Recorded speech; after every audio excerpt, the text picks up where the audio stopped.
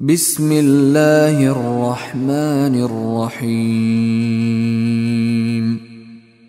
يا أيها الذين آمنوا أوفوا بالعقود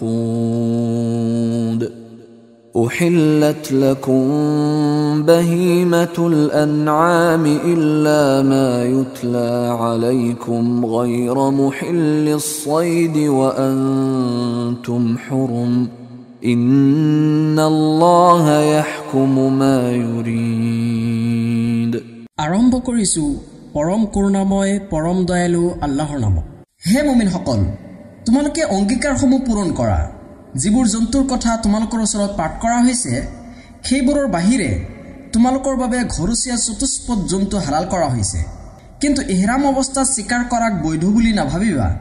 নিশ্চয় আল্লাহে যি বিচাৰে আদেশ দিয়ে। يا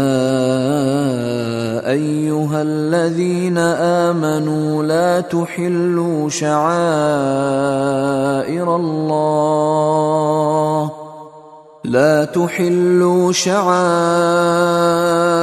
الله ولا الشهر الحرام ولا الهدي ولا القلائد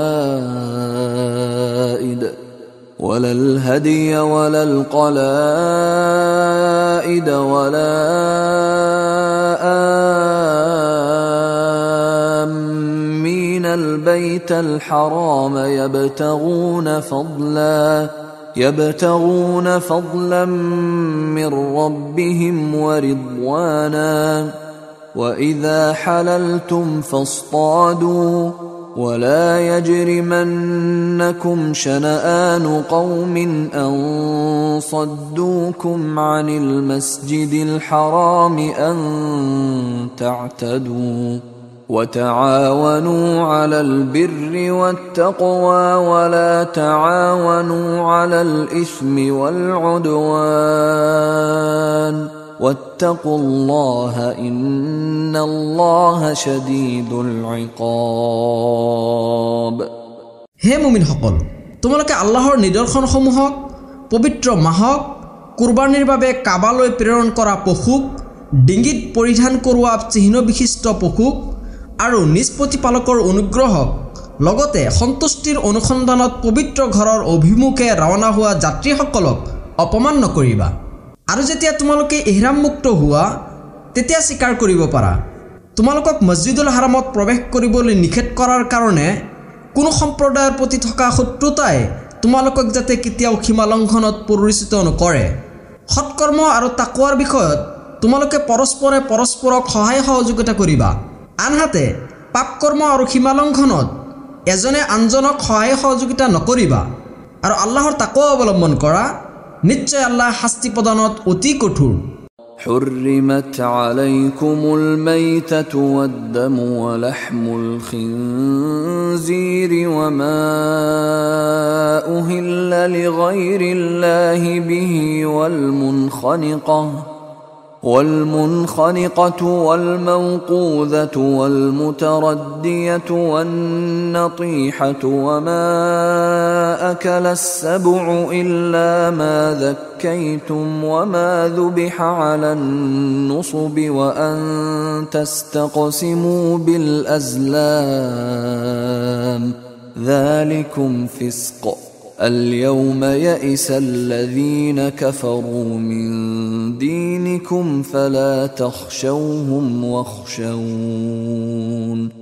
اليوم أكملت لكم دينكم وأتممت عليكم نعمتي ورضيت لكم الإسلام دينا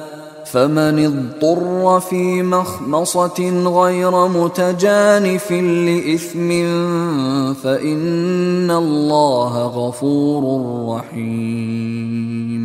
তোমালোকৰ বাবে হাৰাম কৰা হৈছে মৃত জন্তু, তেজ, গাহৰিৰ মাংস, আল্লাহৰ বাহিৰে আনৰ নামত জবেহ কৰা পশু, ডিঙি চেপি বধ কৰা জন্তু, প্ৰহাৰ কৰি বধ কৰা জন্তু, ওপৰৰ পৰা পৰি মৰা পশু, অন্য প্ৰাণীৰ শিঙৰ আঘাতত মৰা জন্তু আৰু হিংস্ৰ পশুৱে ভক্ষণ কৰা জন্তু, কিন্তু যেটুক তোমালোকে জবেহ কৰিব পাৰিছা সেইটোৰ বাহিৰে। আৰু সেইটো হাৰাম কৰা হৈছে যিটো মূৰ্তি পূজাৰ বেদীত বলি দিয়া হয়। তীৰ খেলৰ জোৱাৰে ভাগ্য নিৰ্ণয় কৰাও নিষিদ্ধ কৰা হৈছে। এই সকলোবোৰ হৈছে মহাপাপ। আজি কাফিৰসকল তোমালোকৰ বিৰুদ্ধাচৰণত হতাশ হৈ পৰিছে। সেয়ে সিহঁতক ভয় নকৰিবা, কেৱল মোকেই ভয় কৰা। আজি মই তোমালোকৰ বাবে তোমালোকৰ দিনক পৰিপূৰ্ণ কৰিলোঁ আৰু তোমালোকৰ ওপৰত মোৰ অনুগ্ৰহ সম্পূৰ্ণ কৰিলোঁ আৰু তোমালোকৰ বাবে ইছলামক দিন হিচাপে মনোনীত কৰিলোঁ। এতেকে যিয়ে পাপকৰ্মৰ ফালে ধাবিত নহয় কেৱল ভোকৰ তাৰণাত বাধ্য হৈ কিছু পৰিমাণে ভক্ষণ কৰে, তেন্তে নিশ্চয় আল্লাহ ক্ষমাশীল, পৰম দয়ালু। يسألونك ماذا أحل لهم قل أحل لكم الطيبات وما علمتم من الجوارح مكلبين تعلمونهن مما علمكم الله فكلوا مما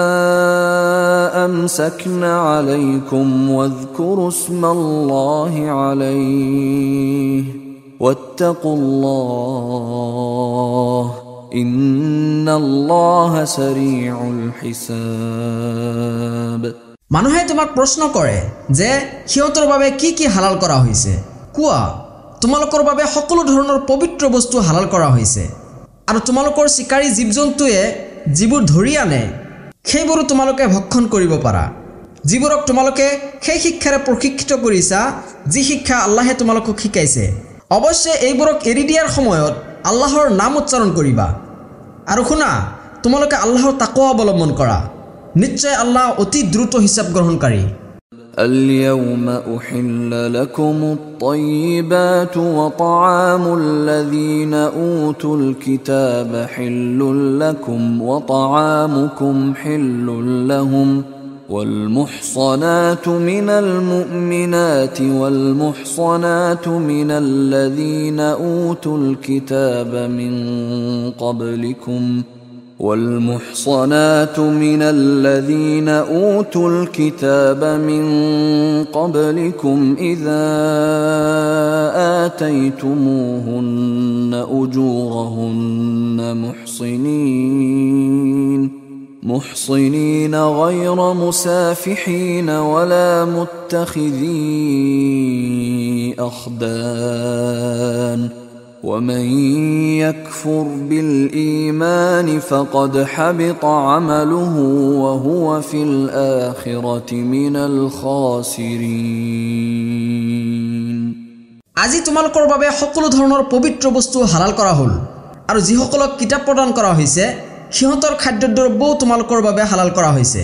আৰু তোমালোকৰ খাদ্যদ্ৰব্যও সিহঁতৰ বাবে হালাল কৰা হৈছে। মুমিনা সচ্চৰিত্ৰা নাৰী আৰু তোমালোকৰ আগত যিসকলক কিতাপ প্ৰদান কৰা হৈছিল সিহঁতৰ সচ্চৰিত্ৰা নাৰীসকলক তোমালোকৰ বাবে বৈধ কৰা হৈছে, যদিহে তোমালোকে বিবাহৰ বাবদ মোহৰ প্ৰদান কৰা, প্ৰকাশ্য ব্যভিচাৰ বা গোপন যৌন সংগিনী হিচাপে নহয়। জানি থোৱা, যিয়ে ইমানৰ সৈতে কুফৰি কৰিব নিশ্চয় তাৰ আমল নিষ্ফল হৈ যাব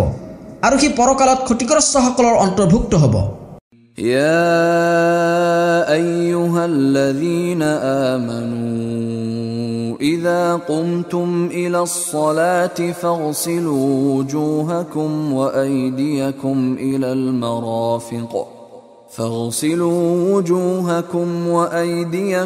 إلى المرافق وامسحوا برؤوسكم وأرجلكم إلى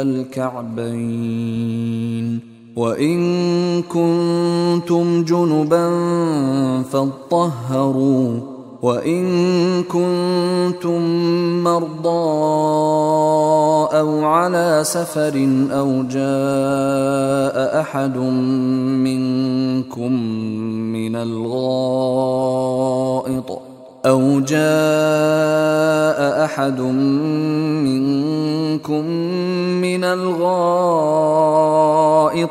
لامستم النساء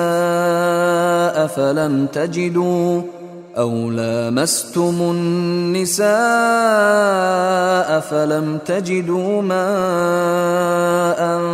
فتيمموا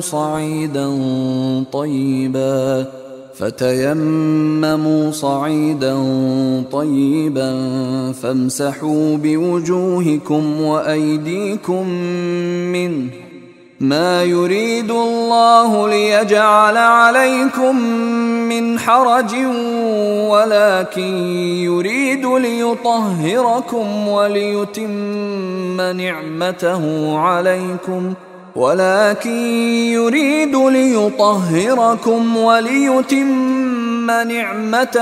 عليكم لعلكم تشكرون. হে মুমিনসকল, যেতিয়া তোমালোকে সালাতৰ বাবে থিয় হ'ব বিচাৰা তেতিয়া তোমালোকে নিজৰ মুখমণ্ডল ধুই ল'বা, লগতে কিলাকুটিলৈকে হাত ধুই ল'বা, তোমালোকৰ মূৰ মচা কৰিবা আৰু সৰু গাঁঠিলৈকে ভৰি ধুই ল'বা। আনহাতে যদি তোমালোকে জুনুবী অৱস্থাত থকা তেনেহ'লে বিশেষভাৱে পবিত্ৰতা অৰ্জন কৰি ল'বা। যদি তোমালোকে অসুস্থ হোৱা অথবা ভ্ৰমণত থাকা নাইবা তোমালোকৰ মাজৰ যিয়ে মলমূত্ৰ ত্যাগ কৰি আহিছে অথবা স্ত্ৰীৰ লগত সহবাস কৰিছে আৰু পবিত্ৰ হ'বলৈ পানী পোৱা নাই, তেনে সময়ত পবিত্ৰ মাটিৰ দ্বাৰা তায়াম্মুম কৰি ল'বা, অৰ্থাৎ তাৰ দ্বাৰা মুখমণ্ডল আৰু হাতৰ সৰু গাঁঠিলৈকে মচা কৰিবা। আল্লাহে তোমালোকৰ ওপৰত কোনো ধৰণৰ সংকীৰ্ণতা আৰোপ কৰিব নিবিচাৰে, বৰং তেওঁ তোমালোকক পবিত্ৰ কৰিব বিচাৰে আৰু তোমালোকৰ ওপৰত তেওঁৰ নিয়ামত সম্পূৰ্ণ কৰিব বিচাৰে যাতে তোমালোকে কৃতজ্ঞতা জ্ঞাপন কৰা। واذكروا نعمة الله عليكم وميثاقه الذي واثقكم به إذ قلتم سمعنا وأطعنا واتقوا الله إن الله عليم بذات الصدور. আৰু স্মৰণ কৰা তোমালোকৰ ওপৰত থকা আল্লাহৰ নিয়ামতবোৰৰ কথা আৰু সেই অংগীকাৰৰ কথা যিটো তেওঁ তোমালোকৰ পৰা লৈছিল, যেতিয়া তোমালোকে কৈছিলা আমি শুনিলোঁ আৰু মানি ল'লোঁ। গতিকে তোমালোকে আল্লাহৰ তাকৱা অৱলম্বন কৰা, নিশ্চয় অন্তৰত যি আছে সেই সম্পৰ্কে আল্লাহ সবিশেষ অৱগত। يا أيها الذين آمنوا كونوا قوامين لله شهداء بالقسط ولا يجرمنكم شنآن قوم على ألا تعدلوا اعدلوا هو أقرب للتقوى واتقوا الله إن الله خبير بما تعملون. হে মুমিনসকল, আল্লাহৰ উদ্দেশ্যে ন্যায় সাক্ষ্যদানত তোমালোকে অবিচল থাকিবা। কোনো সম্প্ৰদায়ৰ প্ৰতি থকা শত্ৰুতাই তোমালোকক যাতে সুবিচাৰ বৰ্জনত পৰিচিত নকৰে, তোমালোকে সুবিচাৰ কৰিবা, এইটোৱে তাকৱাৰ অধিক নিকটৱৰ্তী। তোমালোকে আল্লাহৰ তাকৱা অৱলম্বন কৰা, নিশ্চয় তোমালোকে যি কৰা আল্লাহ সেই বিষয়ে সম্যক অৱহিত। وعد الله الذين آمنوا وعملوا الصالحات لهم مغفرة وأجر عظيم. যিসকলে ঈমান আনিছে আৰু সৎকৰ্ম কৰিছে আল্লাহে তেওঁলোকক প্ৰতিশ্ৰুতি দিছে যে তেওঁলোকৰ বাবে আছে ক্ষমা আৰু মহা পুৰস্কাৰ। والذين كفروا وكذبوا بآياتنا أولئك أصحاب الجحيم. আৰু যিসকলে কুফৰি কৰিছে আৰু আমাৰ আয়াতসমূহক অস্বীকাৰ কৰিছে সিহঁত হৈছে প্ৰজ্বলিত জুইৰ অধিবাসী। يا أيها الذين آمنوا اذكروا نعمة الله عليكم إذ هم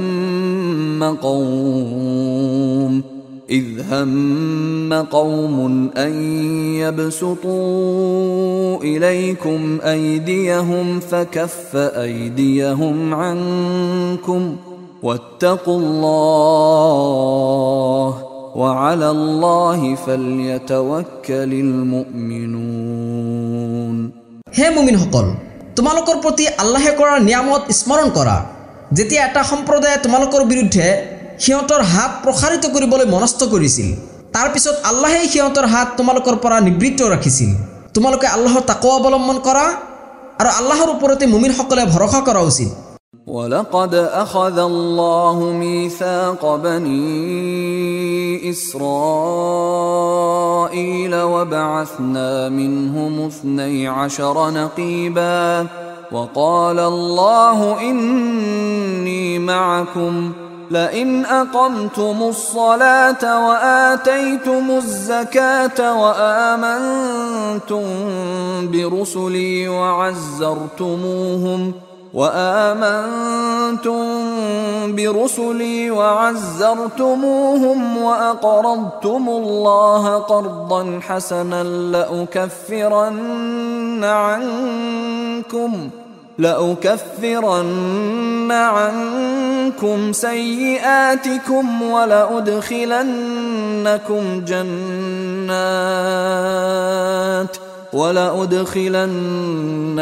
جنات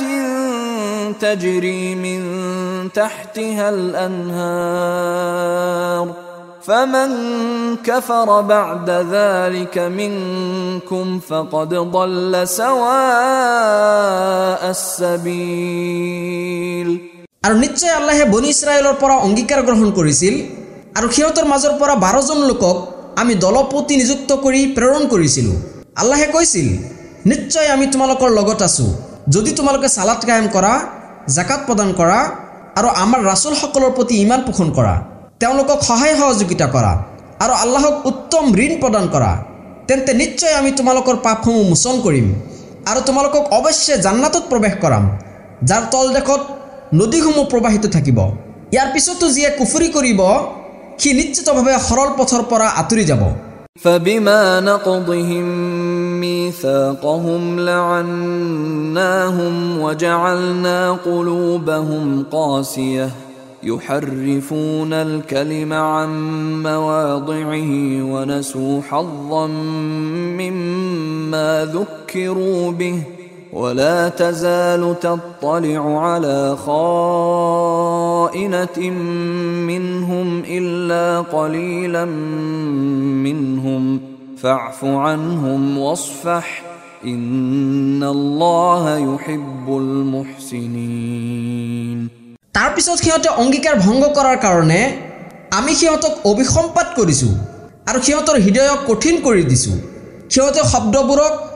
স্থানৰ পৰা বিকৃত কৰে আৰু সিহঁতক যি উপদেশ দিয়া হৈছিল তাৰে একাংশ সিহঁতে পাহৰি গৈছে।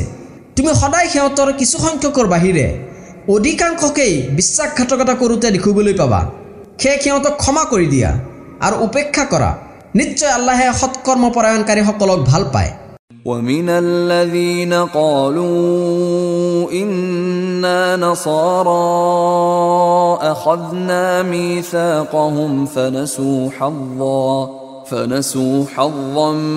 مما ذكروا به فأغرينا بينهم العداوة والبغضاء إلى يوم القيامة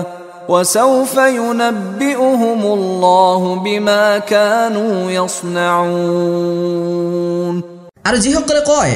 আমি নাছাৰা, সিহঁতৰো আমি অংগীকাৰ গ্ৰহণ কৰিছিলোঁ, তাৰ পিছত সিহঁতক যি উপদেশ দিয়া হৈছিল তাৰে একাংশ সিহঁতে পাহৰি গৈছিল, ফলত আমি সিহঁতৰ মাজত কিয়ামত পৰ্যন্ত স্থায়ী শত্ৰুতা আৰু বিদ্বেষ সক্ৰিয় কৰি ৰাখিছোঁ। সিহঁতে যি কৰিছিল সেয়া আল্লাহে অচিৰেই সিহঁতক জনাই দিব। يا أهل الكتاب قد جاءكم رسولنا يبين لكم كثيرا مما كنتم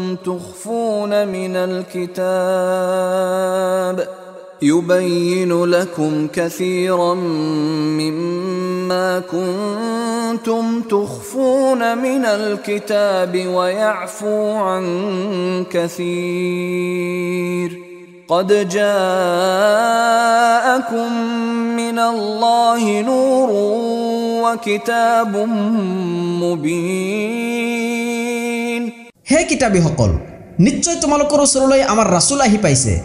তোমালোকে কিতাবৰ পৰা যি গোপন কৰিছিলা তাৰে বেছিভাগ তেওঁ তোমালোকৰ ওচৰত প্ৰকাশ কৰিছে আৰু বহুখিনি এৰি দিছে। নিশ্চয় আল্লাহৰ তৰফৰ পৰা এটা জ্যোতি তথা স্পষ্ট কিতাপ তোমালোকৰ ওচৰলৈ আহিছে। يهدي به الله من اتبع رضوانه سبل السلام ويخرجهم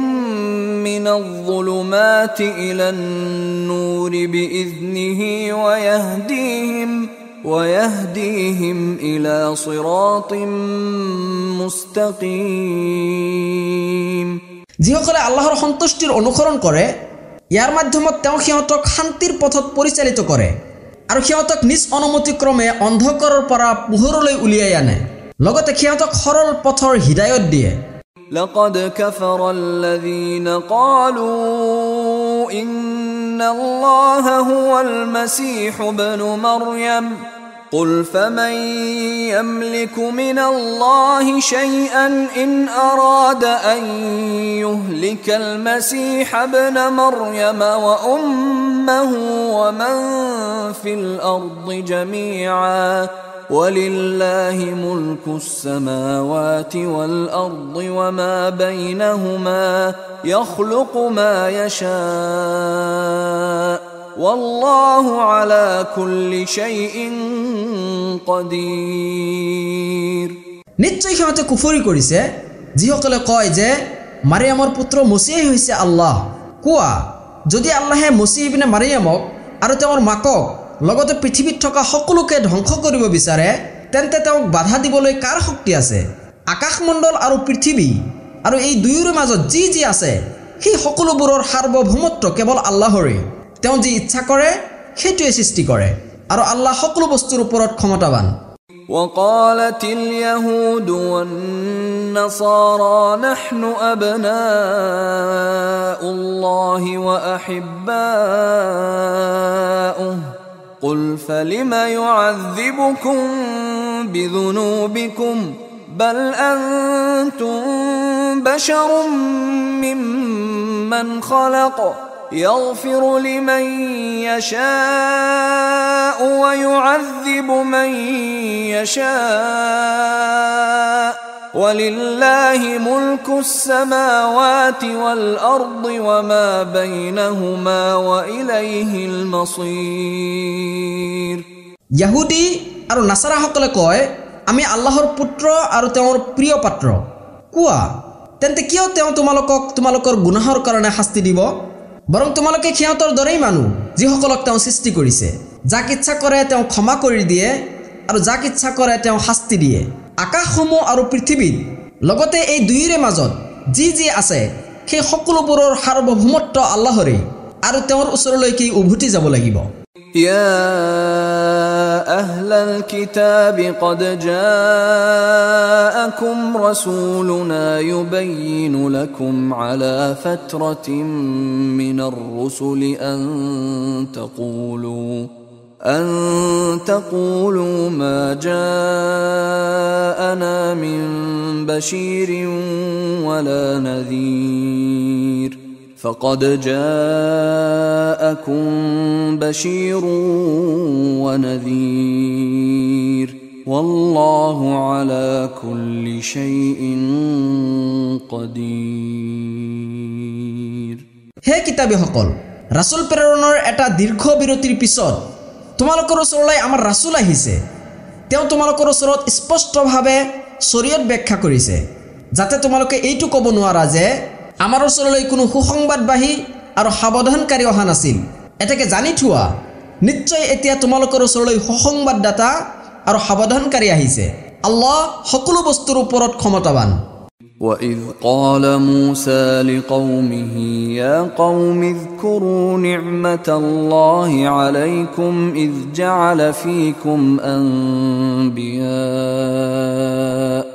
إذ جعل فيكم أنبياء وجعلكم ملوكا وآتاكم ما لم يؤت أحدا من العالمين আৰু স্মৰণ কৰা যেতিয়া মুসাই তেওঁৰ সম্প্ৰদায়ক কৈছিল হে মোৰ সম্প্ৰদায়ৰ লোকসকল তোমালোকে তোমালোকৰ ওপৰত থকা আল্লাহৰ অনুগ্ৰহবোৰ স্মৰণ কৰা যেতিয়া তেওঁ তোমালোকৰ মাজৰ পৰাই নবী বনাইছিল আৰু তোমালোকক ৰজা বাদশাহ বনাইছিল লগতে তোমালোকক সেইটো প্ৰদান কৰিছিল যিটো সৃষ্টি জগতৰ কাকো প্ৰদান কৰা নাছিল يا قوم ادخلوا الأرض المقدسة التي كتب الله لكم ولا ترتدوا على أدباركم فتنقلبوا خاسرين হে মোৰ সম্প্ৰদায় আল্লাহে তোমালোকৰ বাবে যিটো পবিত্ৰ ভূমি লিখি দিছে তাত তোমালোকে প্ৰৱেশ কৰা আৰু পশ্চাৎপসৰণ নকৰিবা এনে কৰিলে তোমালোকে ক্ষতিগ্ৰস্ত হৈ প্ৰত্যাৱৰ্তন কৰিবা قالوا يا موسى إن فيها قوما جبارين وإنا لن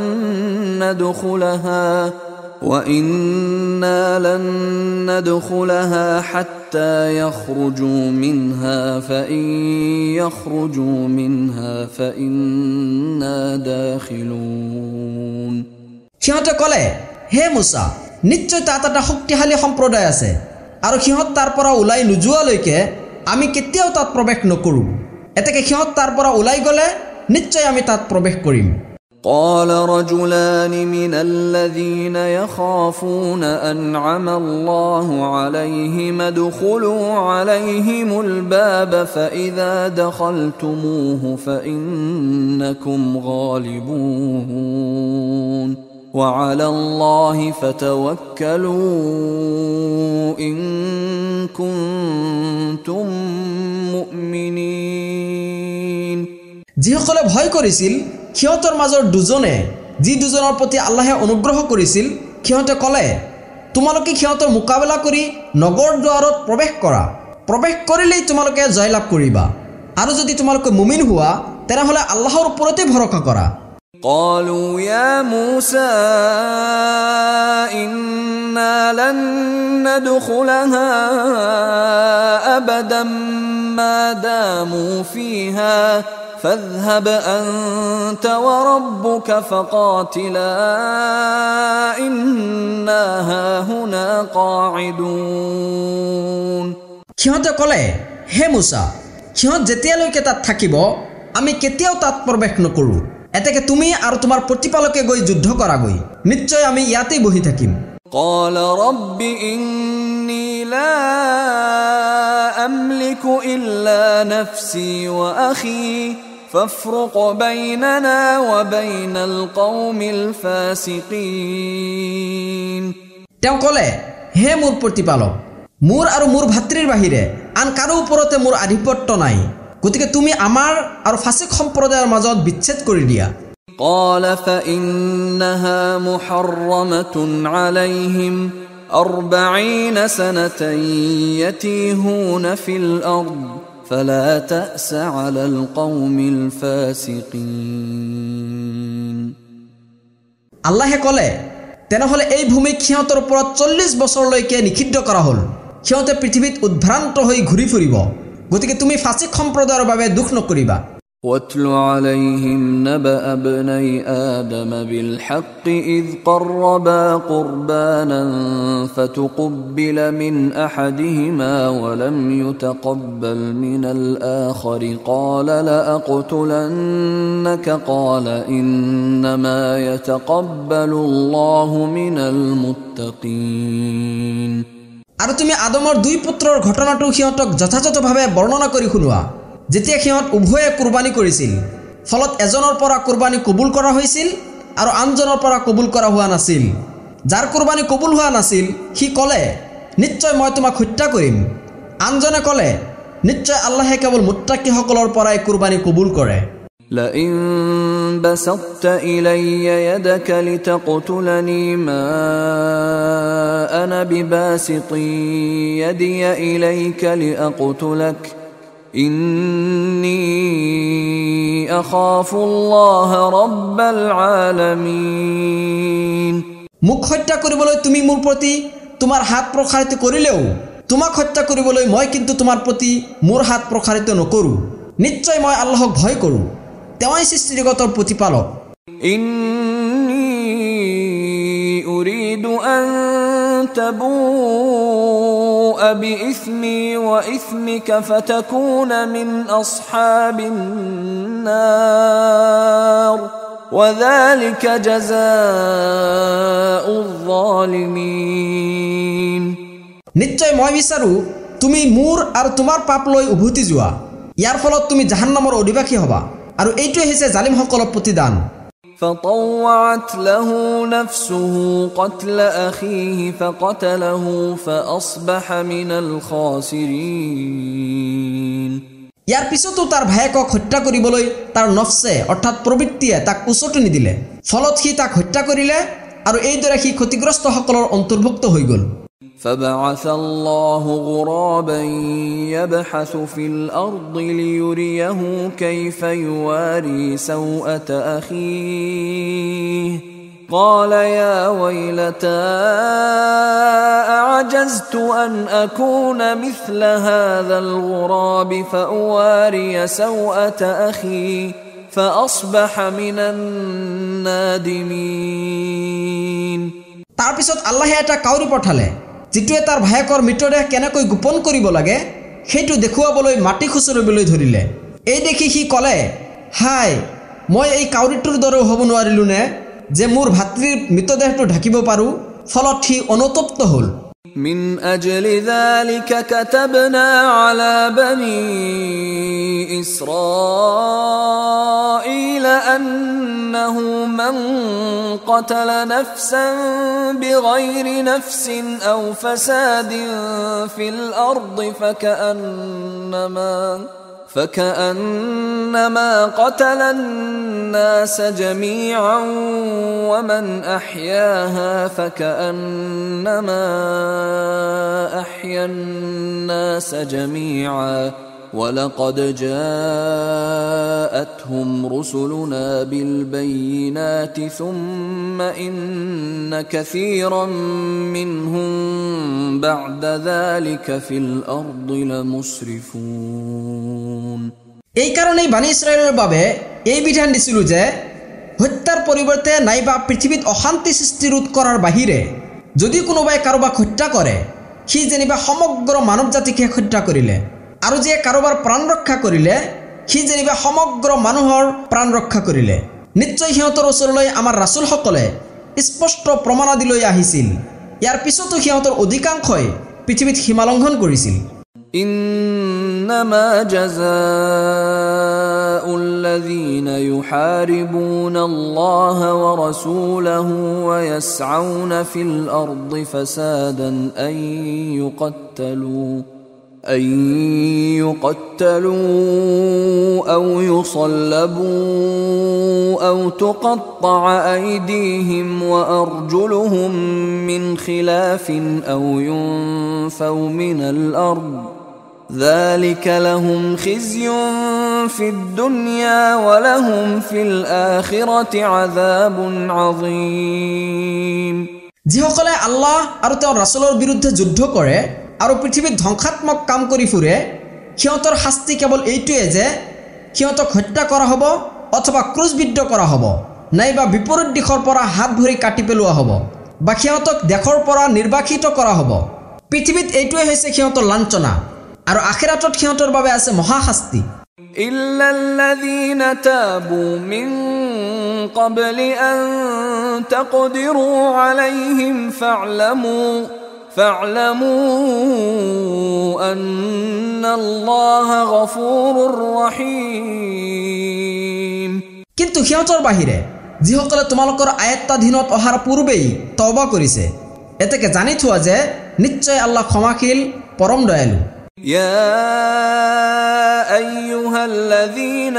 آمنوا اتقوا الله وابتغوا إليه الوسيلة وجاهدوا في سبيله لعلكم تفلحون হে ইমানদাৰসকল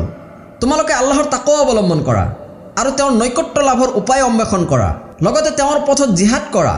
যাতে তোমালোকে সফল হ'ব পাৰা إن الذين كفروا لو أن لهم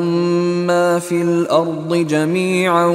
ومثله معه ليفتدوا به من عذاب يوم القيامة ما تقبل منهم ولهم عذاب أليم নিশ্চয় যিসকলে কুফৰি কৰিছে পৃথিৱীত যি আছে সেই সকলো যদি সিহঁতৰ হৈ যায় লগতে ইয়াৰ সমপৰিমাণ আৰু থাকে যাতে সিহঁতে ইয়াৰ মাধ্যমত কিয়ামতৰ দিনা শাস্তিৰ পৰা ৰক্ষা পাবলৈ মুক্তিপণ হিচাপে দিব বিচাৰে তথাপিও সিহঁতৰ পৰা সেয়া গ্ৰহণ কৰা নহ'ব আৰু সিহঁতৰ বাবে আছে কষ্টদায়ক শাস্তি يريدون أن يخرجوا من النار وما هم بخارجين منها ولهم عذاب مقيم সিহঁতে জুইৰ পৰা ওলাব খুজিব কিন্তু সিহঁতে তাৰ পৰা ওলাব নোৱাৰিব আৰু সিহঁতৰ বাবে আছে চিৰস্থায়ী শাস্তি والسارق والسارقة فاقطعوا أيديهما جزاء بما كسبا نكالا من الله والله عزيز حكيم চোৰ পুৰুষ আৰু চোৰ নাৰী উভয়ৰে হাত কাটি দিয়া এয়া সিহঁতৰ কৃতকৰ্মৰ ফল আৰু আল্লাহৰ তৰফৰ পৰা শিক্ষণীয় শাস্তি জানি থোৱা আল্লাহ মহাপৰাক্ৰমশালী প্ৰজ্ঞাময় فمن تاب من بعد ظلمه وأصلح فإن الله يتوب عليه إن الله غفور رحيم এটাকে সীমালংঘন কৰাৰ পিছত যদি কোনোবাই তাওবা কৰে আৰু নিজকে সংশোধন কৰে তেন্তে নিশ্চয় আল্লাহে তাৰ তওবা কবুল কৰিব নিশ্চয় আল্লাহ ক্ষমাশীল পৰম দয়ালু ألم تعلم أن الله له ملك السماوات والأرض يعذب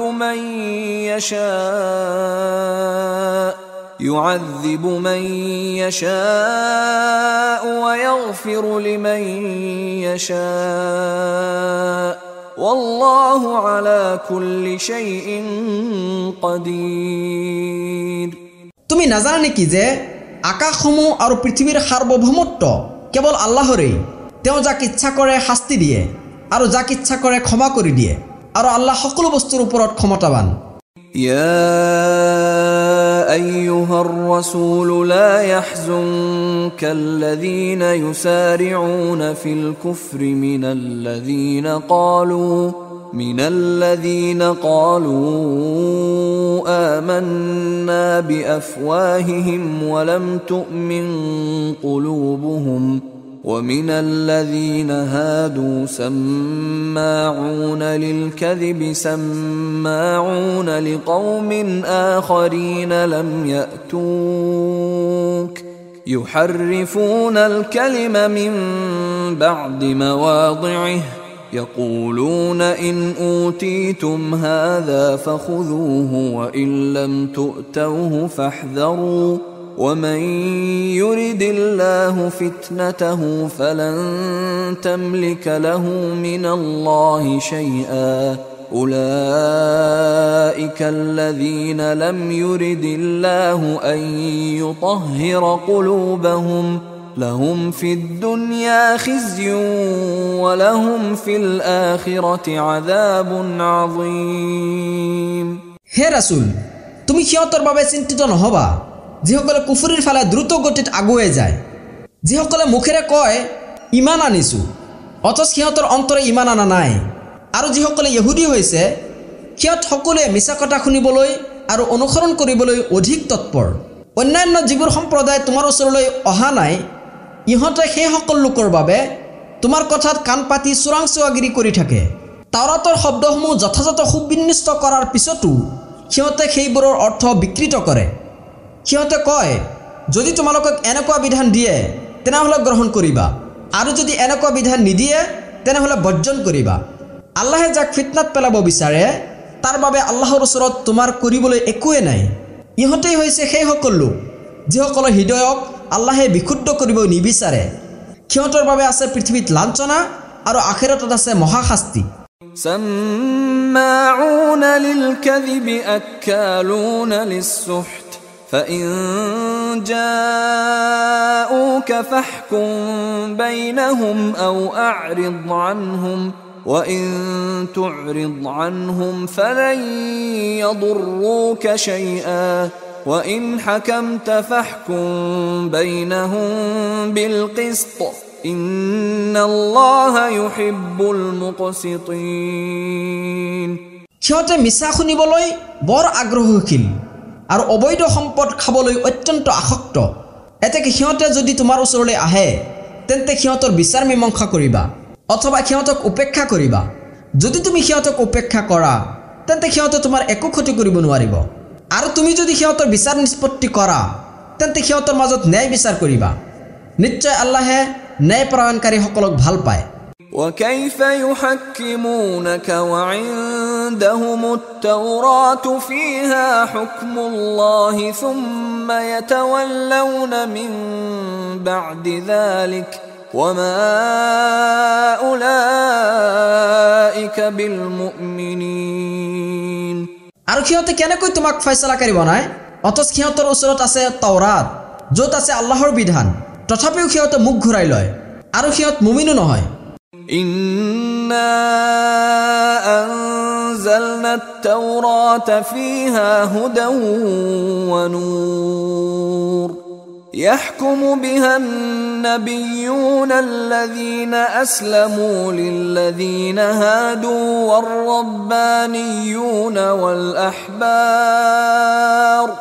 والربانيون والأحبار بما استحفظوا من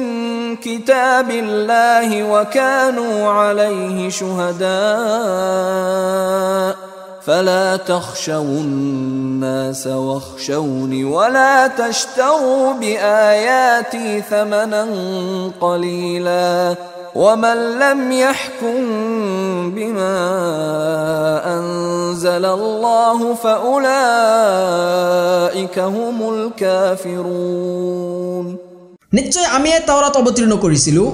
তাত আছিল হিদায়ত আৰু জ্যোতি ইয়াৰ মাধ্যমত ইহুদীসকলৰ বাবে ফয়ছলা প্ৰদান কৰিছিল অনুগত নবীসকলে আৰু ৰাব্বানীসকলে লগতে বিদ্বানসকলেও কাৰণ তেওঁলোকক আল্লাহৰ কিতাপৰ ৰক্ষক হিচাপে দায়িত্ব দিয়া হৈছিল আৰু তেওঁলোক আছিল ইয়াৰ সত্যতাৰ সাক্ষী সেয়ে তোমালোকে মানুহক ভয় নকৰিবা কেৱল মোকেই ভয় কৰা আৰু মোৰ আয়াতসমূহৰ বিনিময়ত তুচ্ছ মূল্য কিনি নলবা আল্লাহে যি অৱতীৰ্ণ কৰিছে সেই অনুযায়ী যিসকলে বিধান নিদিয়ে সিহঁতেই হৈছে কাফিৰ وكتبنا عليهم فيها أن النفس بالنفس والعين بالعين والأنف بالأنف والأذن بالأذن والسن بالسن والجروح قصاص فمن تصدق به فهو كفارة له ومن لم يحكم بما أنزل الله فأولئك هم الظالمون আৰু তাওৰাতত আমি সিহঁতৰ বাবে এই বিধান অত্যাৱশ্যক কৰি দিছিলোঁ যে প্ৰাণৰ পৰিৱৰ্তে প্ৰাণ চকুৰ পৰিৱৰ্তে চকু নাকৰ পৰিৱৰ্তে নাক কাণৰ পৰিৱৰ্তে কাণ দাঁতৰ পৰিৱৰ্তে দাঁত আৰু আঘাতৰ পৰিৱৰ্তে অনুৰূপ আঘাত এতেকে কোনোবাই ক্ষমা কৰিলে তাৰ বাবে সেইটো কাফাৰা হ'ব আৰু আল্লাহে যি অৱতীৰ্ণ কৰিছে সেই অনুযায়ী যিসকলে বিধান নিদিয়ে সিহঁতে হৈছে জালিম وقفينا على آثارهم بعيسى ابن مريم مصدقا لما بين يديه من التوراة وآتيناه الإنجيل فيه هدى ونور ومصدقا لما بين يديه من التوراة وهدى وموعظة للمتقين আৰু আমি তেওঁলোকৰ পিছতেই মাৰিয়ামৰ পুত্ৰ ঈছাক প্ৰেৰণ কৰিছিলোঁ তেওঁৰ পূৰ্বে অৱতীৰ্ণ হোৱা তাওৰাতৰ সমৰ্থক হিচাপে আমি তেওঁক ইঞ্জিল প্ৰদান কৰিছিলোঁ তাত আছিল হিদায়ত আৰু জ্যোতি আৰু এইখনো তাৰ পূৰ্বে অৱতীৰ্ণ হোৱা তাওৰাতৰ সত্যতাৰ সমৰ্থনকাৰী আছিল লগতে তাত আছিল মুত্তাকিসকলৰ বাবে হিদায়ত আৰু উপদেশ وليحكم أهل الإنجيل بما أنزل الله فيه ومن لم يحكم بما أنزل الله فأولئك هم الفاسقون ইঞ্জিলৰ অনুসাৰীসকলে সেই অনুসাৰে ফয়ছলা কৰা উচিত যিবোৰ বিধান আল্লাহে তাত অৱতীৰ্ণ কৰিছে কাৰণ আল্লাহে যিবোৰ বিধান অৱতীৰ্ণ কৰিছে সেই অনুযায়ী যিসকলে ফয়ছলা নকৰে সিহঁতেই হৈছে ফাসিক وأنزلنا إليك الكتاب بالحق مصدقا لما بين يديه من الكتاب ومهيمنا عليه فاحكم بينهم بما أنزل الله ولا تتبع أهواءهم عما جاءك من الحق لكل جعلنا منكم شرعة ومنهاجا ولو شاء الله لجعلكم أمة واحدة ولكن ليبلوكم فيما آتاكم فاستبقوا الخيرات إلى الله مرجعكم جميعا فينبئكم بما كنتم فيه تختلفون আৰু আমি তোমাৰ প্ৰতি সত্যসহ কিতাপ অৱতীৰ্ণ কৰিছোঁ ইয়াৰ পূৰ্বে অৱতীৰ্ণ হোৱা কিতাপসমূহৰ সত্যতাৰ সমৰ্থনকাৰী আৰু সেইবোৰৰ তদাৰককাৰী ৰূপে এতেকে আল্লাহে যি অৱতীৰ্ণ কৰিছে সেই অনুযায়ী তুমি সিহঁতৰ বিচাৰ নিষ্পত্তি কৰা আৰু যি সত্য তোমাৰ ওচৰলৈ আহিছে সেইটো এৰি সিহঁতৰ প্ৰবৃত্তিৰ অনুসৰণ নকৰিবা তোমালোকৰ প্ৰত্যেকৰ বাবে আমি একোটাকৈ শৰীয়ত আৰু স্পষ্ট পথ নিৰ্ধাৰণ কৰি দিছোঁ আল্লাহে ইচ্ছা কৰিলে তোমালোকক এটা উম্মত কৰিব পাৰিলেহেঁতেন কিন্তু তেওঁ তোমালোকক যি প্ৰদান কৰিছে তাৰ দ্বাৰা তোমালোকক পৰীক্ষা কৰিব বিচাৰে সেয়ে তোমালোকে সৎকৰ্মত প্ৰতিযোগিতা কৰা আল্লাহৰ পিনেই তোমালোক সকলোৱে প্ৰত্যাৱৰ্তন কৰিব লাগিব এতেকে তোমালোকে যি বিষয়ত মতভেদ কৰিছিলা সেই বিষয়ে তেওঁ তোমালোকক অৱগত কৰিব وأنحكم بينهم بما أنزل الله ولا تتبع أهواءهم واحذرهم أن يفتنوك عن بعض ما أنزل الله إليك فإن تولوا فاعلم أنما يريد الله أن يصيبهم ببعض ذنوبهم وإن كثيرا من الناس لفاسقون আকৌ কৈছো আল্লাহে যি অৱতীৰ্ণ কৰিছে সেই অনুযায়ী তুমি সিহঁতৰ মাজত বিচাৰ নিষ্পত্তি কৰা আৰু সিহঁতৰ প্ৰবৃত্তিৰ অনুসৰণ নকৰিবা লগতে সিহঁতৰ বিষয়ে সতৰ্ক থাকিবা কাৰণ আল্লাহে তোমাৰ প্ৰতি যি অৱতীৰ্ণ কৰিছে সিহঁতে যাতে ইয়াৰ কোনো বিষয়ৰ পৰা তোমাক বিচ্যুত কৰিব নোৱাৰে যদি সিহঁতে মুখ ঘূৰাই লয় তেন্তে জানি থোৱা আল্লাহে সিহঁতক কেৱল সিহঁতৰ কিছুমান গুনাহৰ বাবে শাস্তি দিব বিচাৰে নিশ্চয় মানুহৰ মাজৰ বহুতেই হৈছে ফাসিক أفحكم الجاهلية يبغون ومن أحسن من الله حكما لقوم يوقنون সিহঁতে জাহিলিয়াত যুগৰ বিচাৰ ব্যৱস্থা কামনা কৰে নেকি দৃঢ় বিশ্বাসী সম্প্ৰদায়ৰ বাবে বিচাৰ ব্যৱস্থা প্ৰদানত আল্লাহতকৈ শ্ৰেষ্ঠ আৰু কোন হ'ব পাৰে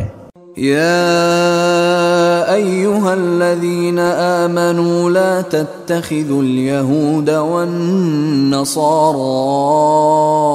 أولياء بعضهم أولياء بعض ومن يتولهم منكم فإنه منهم إن الله لا يهدي القوم الظالمين হে মুমিনসকল তোমালোকে ইহুদী আৰু নাছাৰাসকলক বন্ধুৰূপে গ্ৰহণ নকৰিবা সিহঁত হৈছে পৰস্পৰৰ বন্ধু তোমালোকৰ মাজৰ কোনোবাই সিহঁতক বন্ধুৰূপে গ্ৰহণ কৰিলে কি নিশ্চয় সিহঁতৰে এজন বুলি গণ্য হ'ব নিশ্চয় আল্লাহে অত্যাচাৰী সম্প্ৰদায়ক হিদায়ত নিদিয়ে فترى الذين في قلوبهم مرض يسارعون فيهم يقولون نخشى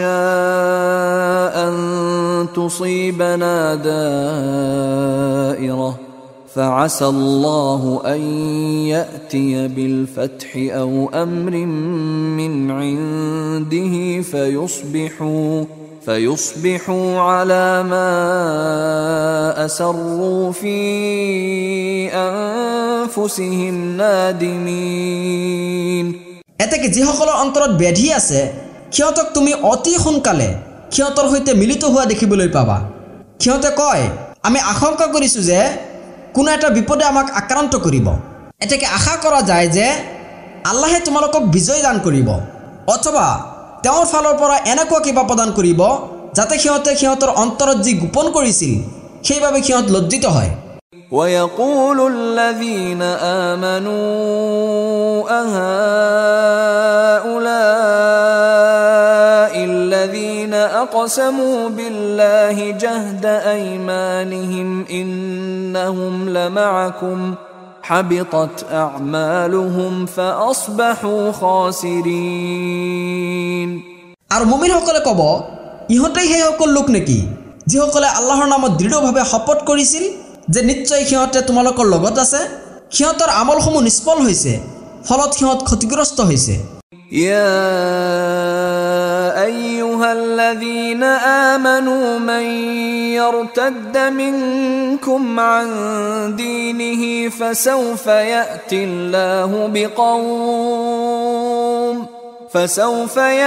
الله بقوم يحبهم ويحبونه أذلة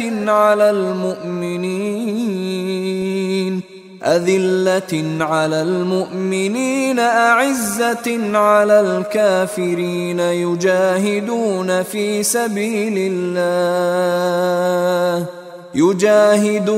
في سبيل الله ولا يخافون لومة لائم ذلك فضل الله يؤتيه من يشاء والله واسع عليم। হে মুমিনসকল, তোমালোকৰ মাজৰ কোনোবাই যদি দিনৰ পৰা উভতি যায় তেন্তে জানি থোৱা, নিশ্চয় আল্লাহে এনেকৈ এটা সম্প্ৰদায় আনিব যিসকলক তেওঁ ভাল পায় আৰু তেওঁলোকেও তেওঁক ভাল পাব। তেওঁলোক মুমিনসকলৰ প্ৰতি কোমল আৰু কাফিৰসকলৰ প্ৰতি অতি কঠোৰ হ'ব, আৰু তেওঁলোকে আল্লাহৰ পথত যুদ্ধ কৰিব আৰু কোনো ভৎসনাকাৰীৰ ভৎসনালৈ ভ্ৰুক্ষেপ নকৰিব। এইটো আল্লাহৰ অনুগ্ৰহ, তেওঁ যাক ইচ্ছা কৰে তাকেই দান কৰে। জানি থোৱা, আল্লাহ প্ৰাচুৰ্যময়, সৰ্বজ্ঞ। إنما وليكم الله ورسوله والذين آمنوا الذين يقيمون الصلاة ويؤتون الزكاة وهم راكعون। জানি থোৱা, তোমালোকৰ প্ৰকৃত বন্ধু হৈছে কেৱল আল্লাহ আৰু তেওঁৰ ৰাসূল আৰু মুমিনসকল, যিসকলে বিনীত হৈ সালাত কায়েম কৰে আৰু জাকাত প্ৰদান কৰে। ومن يتول الله ورسوله والذين آمنوا فإن حزب الله هم الغالبون। এতেকে যে আল্লাহক আৰু তেওঁৰ ৰাসূলক লগতে মুমিনসকলক বন্ধুৰূপে গ্ৰহণ কৰিব, তেওঁই হ'ব আল্লাহৰ দলভুক্ত। জানি থোৱা, নিশ্চয় আল্লাহৰ দলেই জয়যুক্ত হ'ব। يا أيها الذين آمنوا لا تتخذوا الذين اتخذوا دينكم هزوا ولعبا من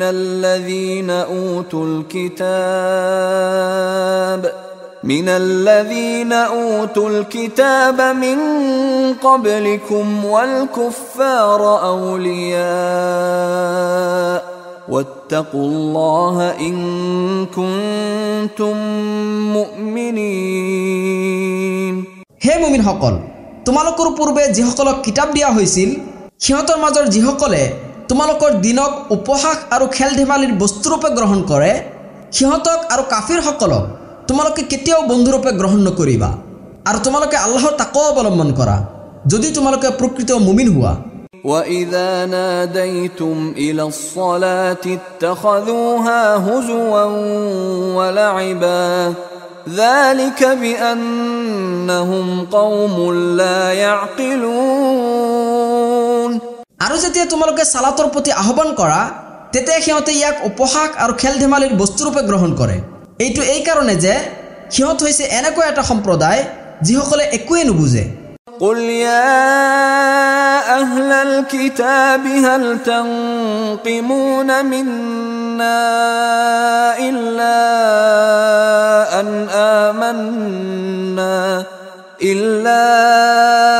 أن آمنا بالله وما أنزل إلينا وما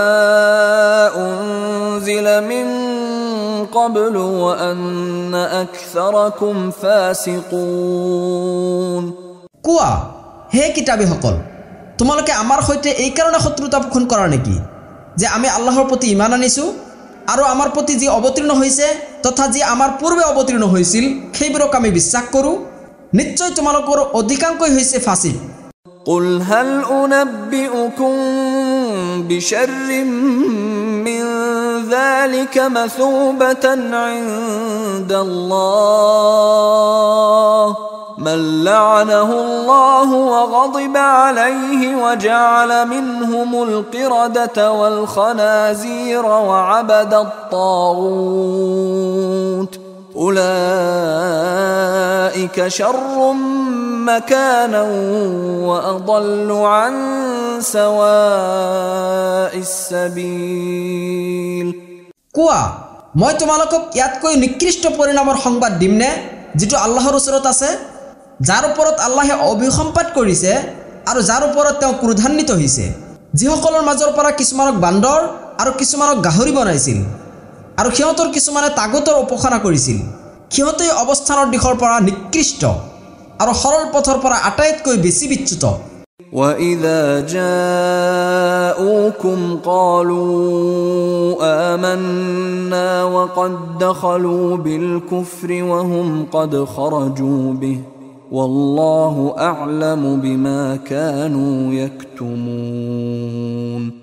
আৰু সিহঁতে যেতিয়া তোমালোকৰ ওচৰলৈ আহে তেতিয়া কয় আমি ইমান আনিছোঁ, অথচ সিহঁতে কুফুৰিলৈ প্ৰৱেশ কৰিছে আৰু এইটো লৈয়ে ওলাই গৈছে। আৰু সিহঁতে যি গোপন কৰে সেই সম্পৰ্কে আল্লাহে ভালদৰে জানে। وَتَرَى كَثِيرًا مِّنْهُمْ يُسَارِعُونَ فِي الْإِثْمِ وَالْعُدْوَانِ وَأَكْلِهِمُ السُّحْتَ لَبِئْسَ مَا كَانُوا يَعْمَلُونَ। সিহঁতৰ মাজৰ বহুতকে তুমি দেখিবলৈ পাবা পাপ কৰ্মত, সীমালংঘনত আৰু অবৈধ ভক্ষণৰ ক্ষেত্ৰত তৎপৰ। সিহঁতে যি কৰে সেয়া কিমান যে নিকৃষ্ট। لولا ينهاهم الربانيون والأحبار عن قولهم الإثم وأكلهم السحت لبئس ما كانوا يصنعون। ৰাব্বানীসকলে আৰু পণ্ডিতসকলে সিহঁতক বেয়া কথা কোৱাৰ পৰা আৰু অবৈধ ভক্ষণৰ পৰা কিয় নিষেধ নকৰে? ইহঁতে যি কৰি আছে নিশ্চয় এয়া কিমান যে নিকৃষ্ট। وقالت اليهود يد الله مغلولة غلت أيديهم ولعنوا بما قالوا بل يداه مبسوطتان ينفق كيف يشاء وليزيدن كثيرا منهم ما أنزل إليك من ربك طغيانا وكفرا وألقينا بينهم العداوة والبغضاء إلى يوم القيامة كلما أوقدوا نارا للحرب أطفأها الله ويسعون في الأرض فسادا والله لا يحب المفسدين। আৰু ইহুদীসকলে কয় আল্লাহৰ হাত ৰুদ্ধ, বৰং ৰুদ্ধ হওক সিহঁতৰ হাত, আৰু সিহঁতে যি কয় সেইকাৰণে সিহঁত অভিশপ্ত হওক। জানি থোৱা আল্লাহৰ উভয় হাতে প্ৰসাৰিত, তেওঁ যেনেকৈ ইচ্ছা তেনেকৈ দান কৰে। তোমাৰ প্ৰতিপালকৰ তৰফৰ পৰা তোমাৰ প্ৰতি যি অৱতীৰ্ণ কৰা হৈছে সেয়া নিশ্চয় সিহঁতৰ বহুতৰ অবাধ্যতা আৰু কুফুৰি বৃদ্ধি কৰিব। আমি সিহঁতৰ মাজত কিয়ামত পৰ্যন্ত স্থায়ী শত্ৰুতা আৰু বিদ্বেষ ঢালি দিছোঁ। যেতিয়াই সিহঁতে যুদ্ধৰ জুই লগায় তেতিয়াই আল্লাহে সেয়া নুমাই দিয়ে আৰু সিহঁতে পৃথিৱীত বিপৰ্যয় কৰি ফুৰে, আৰু আল্লাহে বিপৰ্যয়কাৰীসকলক ভাল নাপায়। ولو أن أهل الكتاب آمنوا واتقوا لكفرنا عنهم سيئاتهم ولأدخلناهم جنات النعيم। আৰু যদি কিতাপীসকলে ইমান আনিলহেঁতেন আৰু তাকো অৱলম্বন কৰিলেহেঁতেন তেনেহ'লে নিশ্চয় আমি সিহঁতৰ পাপসমূহ মচি দিলোহেঁতেন আৰু সিহঁতক সুখময় জান্নাতত প্ৰৱেশ কৰালোহেঁতেন। ولو أنهم أقاموا التوراة والإنجيل وما أنزل إليهم من ربهم لأكلوا من فوقهم ومن تحت أرجلهم منهم أمة مقتصدة وكثير منهم ساء ما يعملون আৰু সিহঁতে যদি তাওৰাত ইনজিল আৰু সিহঁতৰ প্ৰতিপালকৰ তৰফৰ পৰা সিহঁতৰ প্ৰতি যি অৱতীৰ্ণ কৰা হৈছে হে প্ৰতিষ্ঠিত কৰিলেহেঁতেন তেনেহ'লে সিহঁতে নিশ্চিতভাৱে সিহঁতৰ ওপৰৰ পৰা আৰু ভৰিৰ তলৰ পৰা খাদ্য লাভ কৰিলেহেঁতেন সিহঁতৰ মাজত এটা দল আছে মধ্যমপন্থী কিন্তু সিহঁতৰ মাজৰ অধিকাংশই অতি নিকৃষ্ট কাম কৰে يا أيها الرسول بلغ ما أنزل إليك من ربك وإن لم تفعل فما بلغت رسالته والله يعصمك من الناس إن الله لا يهدي القوم الكافرين হে ৰাসূল তোমাৰ প্ৰতিপালকৰ তৰফৰ পৰা তোমাৰ প্ৰতি যি অৱতীৰ্ণ হৈছে সেয়া প্ৰচাৰ কৰা আৰু যদি তুমি এনে নকৰা তেন্তে এইটো বুজাব যে তুমি তেওঁৰ বাৰ্তা প্ৰচাৰ নকৰিলা জানি থোৱা আল্লাহে তোমাক মানুহৰ পৰা ৰক্ষা কৰিব নিশ্চয় আল্লাহে কাফিৰ সম্প্ৰদায়ক হিদায়াত নকৰে قل يا أهل الكتاب لستم على شيء حتى تقيموا التوراة والإنجيل وما أنزل إليكم من ربكم وليزيدن كثيرا منهم ما أنزل إليك من ربك طغيانا وكفرا فلا تأس على القوم الكافرين কোৱা হে কিতাপীসকল তাওৰাত ইনজিল আৰু তোমালোকৰ প্ৰতিপালকৰ তৰফৰ পৰা তোমালোকৰ প্ৰতি যি অৱতীৰ্ণ কৰা হৈছে সেয়া প্ৰতিষ্ঠা নকৰালৈকে তোমালোকৰ কোনো ভিত্তি নাই আনহাতে তোমাৰ প্ৰতিপালকৰ তৰফৰ পৰা হে মুহাম্মদ তোমাৰ প্ৰতি যি অৱতীৰ্ণ কৰা হৈছে সেয়া সিহঁতৰ বহুতৰ অবৈধতা আৰু কুফৰিহে বৃদ্ধি কৰিব গতিকে তুমি কাফিৰ সম্প্ৰদায়ক লৈ দুখ নকৰিবা إن الذين آمنوا والذين هادوا والصابئون والنصارى من آمن بالله واليوم الآخر وعمل صالحا فلا خوف عليهم ولا هم يحزنون নিশ্চয় যিসকলে ঈমান আনিছে এইদৰে ইহুদি আৰু সাবী লগতে নাসাৰাসকলৰ মাজৰ যিসকলে আল্লাহ আৰু শেষ দিৱসৰ প্ৰতি ঈমান আনিছে আৰু সৎকৰ্ম কৰিছে তেওঁলোকৰ কোনো ভয় নাই আৰু তেওঁলোক চিন্তিত নহব لقد أخذنا ميثاق بني إسرائيل وأرسلنا إليهم رسلا كلما جاءهم رسول بما لا تهوى أنفسهم فريقا كذبوا وفريقا يقتلون নিশ্চয় আমি বনি ইছৰাইলৰ পৰা অংগীকাৰ লৈছিলো আৰু সিহঁতৰ ওচৰলৈ বহুতো ৰাসূল প্ৰেৰণ কৰিছিলো যেতিয়াই কোনো ৰাসূলে সিহঁতৰ ওচৰলৈ এনে কোনো বিধান লৈ আহিছিল যেটো সিহঁতৰ প্ৰবৃত্তিৰ বিপৰীত আছিল তেতিয়াই সিহঁতে কিছুমান ৰাসূলক মিথ্যাৰোপ কৰিছিল আৰু কিছুমানক হত্যা কৰিছিল وحسبوا ألا تكون فتنة فعموا وصموا ثم تاب الله عليهم ثم عموا وصموا كثير منهم والله بصير بما يعملون আৰু সিহঁতে ভাবিছিল যে সিহঁতৰ কোনো শাস্তি নহব ফলত সিহঁত অন্ধ আৰু বধিৰ হৈ পৰিছিল তাৰ পিছতো আল্লাহে সিহঁতৰ তওবা কবুল কৰিছিল ইয়াৰ পিছতো সিহঁতৰ বহুতেই অন্ধ আৰু বধিৰ হৈছিল সিহঁতে যি আমল কৰে সেই বিষয়ে আল্লাহ সম্যক দ্ৰষ্টা لقد كفر الذين قالوا إن الله هو المسيح ابن مريم وقال المسيح يا بني إسرائيل اعبدوا الله ربي وربكم إنه من يشرك بالله فقد حرم الله عليه الجنة ومأواه النار وما للظالمين من أنصار যিসকলে কয় মসিহ ইবনে মাৰিয়ামেই হৈছে আল্লাহ, নিশ্চয় সিহঁতে কুফৰি কৰিছে। অথচ মসিহে কৈছে, হে ইছৰাইলৰ সন্তানসকল, তোমালোকে সেই আল্লাহৰ ইবাদত কৰা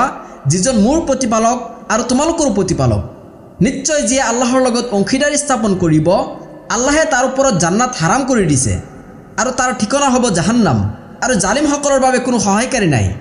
لقد كفر الذين قالوا إن الله ثالث ثلاثة وما من إله إلا إله واحد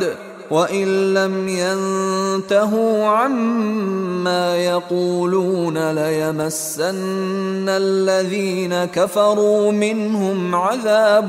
أليم সিহঁতৰ নিশ্চিতভাৱে কুফৰি কৰিছে যিসকলে কয় আল্লাহ হৈছে তিনিজনৰ এজন,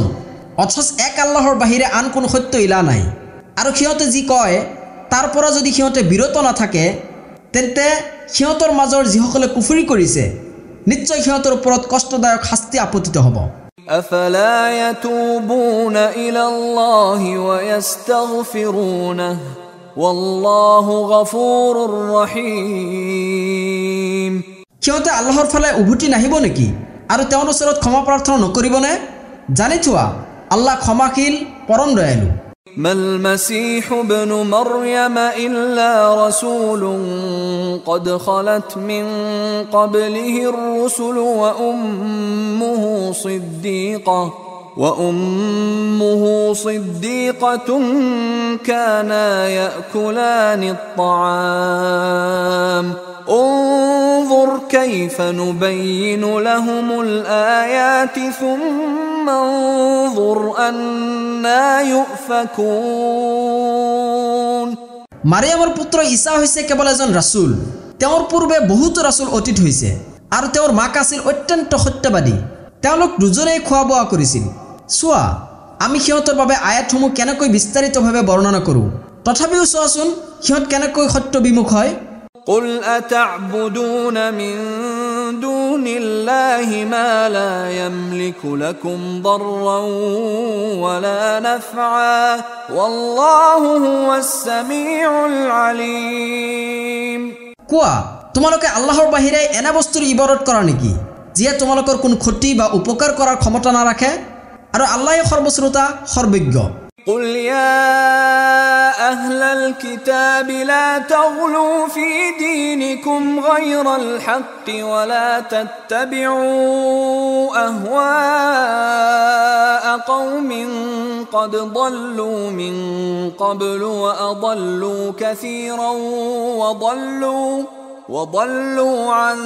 سواء السبيل কোৱা, হে কিতাপীসকল,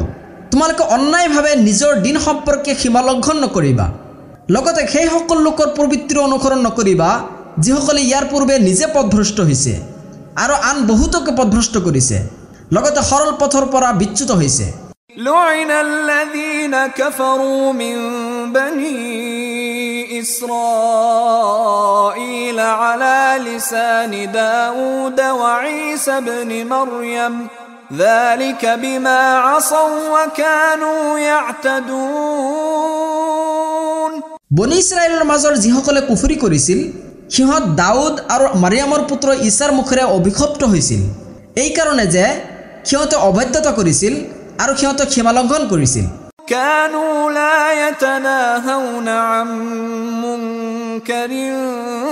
فعلوه لبئس ما كانوا يفعلون সিহঁতে যিবোৰ গৰ্হিত কাম কৰিছিল সেইবোৰৰ পৰা সিহঁতে ইজনে সিজনক নিষেধ কৰা নাছিল সিহঁতে কৰা কামবোৰ কিমান যে নিকৃষ্ট ترى كثيرا منهم يتولون الذين كفروا لبئس ما قدمت لهم أنفسهم أن سخط الله عليهم وفي العذاب هم خالدون সিহঁতৰ মাজৰ বহুতকে তুমি কাফিৰসকলৰ লগত বন্ধুত্ব কৰা দেখিবলৈ পাবা সিহঁতৰ অন্তৰে সিহঁতৰ বাবে যি পেশ কৰিছে সেয়া কিমান যে নিকৃষ্ট সেই কাৰণে আল্লাহে সিহঁতৰ ওপৰত ক্ৰোধান্বিত হৈছে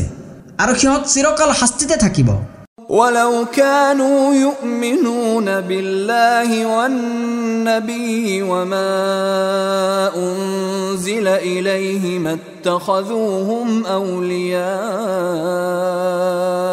ما اتخذوهم أولياء ولكن كثيرا منهم فاسقون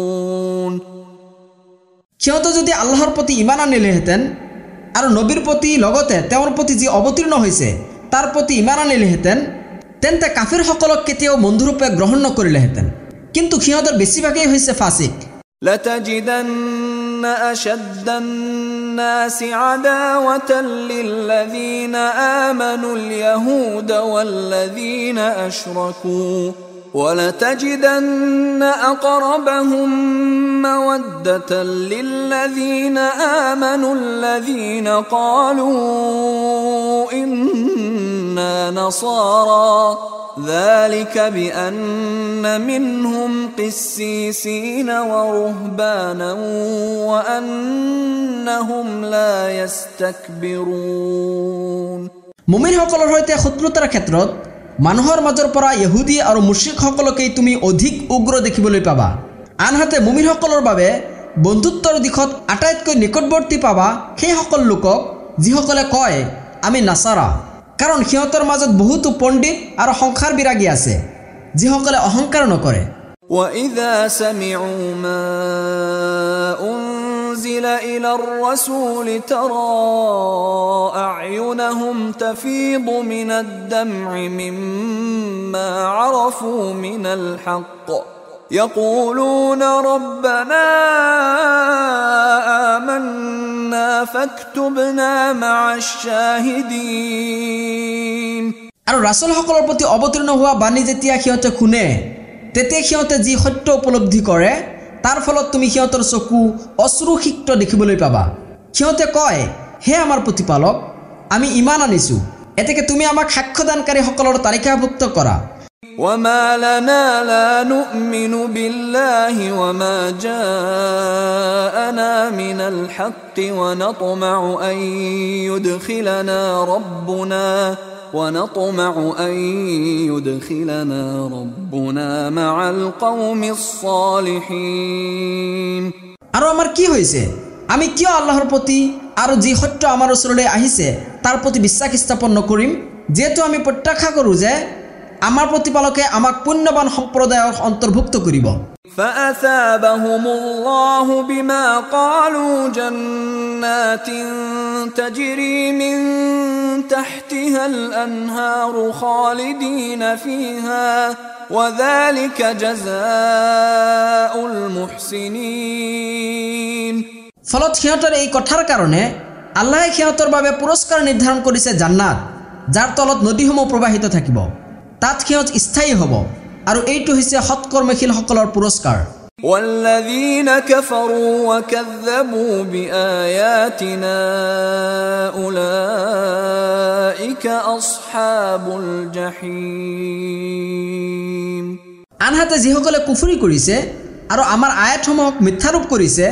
সিহঁতে হৈছে জাহান্নামী يا أيها الذين آمنوا لا تحرموا طيبات ما أحل الله لكم ولا تعتدوا إن الله لا يحب المعتدين হে মুমিনসকল আল্লাহে তোমালোকৰ বাবে উৎকৃষ্ট যিবোৰ বস্তু হালাল কৰিছে সেইবোৰক তোমালোকে হাৰাম নকৰিবা